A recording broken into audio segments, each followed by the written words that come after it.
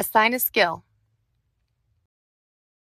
The Skills Library makes it easy to assign a skill or individual skill resources like specific handouts or worksheets to both individual clients and skills groups.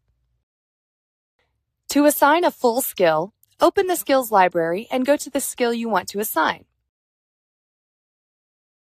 Click or tap the three-dot button in the right corner of the skill card and select Assign Skill to Client or Assign Skill to Group. There are a lot of skills in the library, and you can use the search feature to help you quickly find what you need. You can also click into a skill first to browse the content and then use the green Assign Skill button in the top right corner. While in the skill, you can also assign specific skill resources such as videos, interactive exercises, handouts, and worksheets.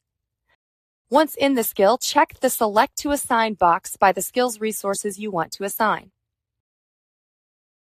Once you've made your selections, click the shaded green Assign Selected button that appears in the top right corner, and then choose the clients or groups who you will assign them to.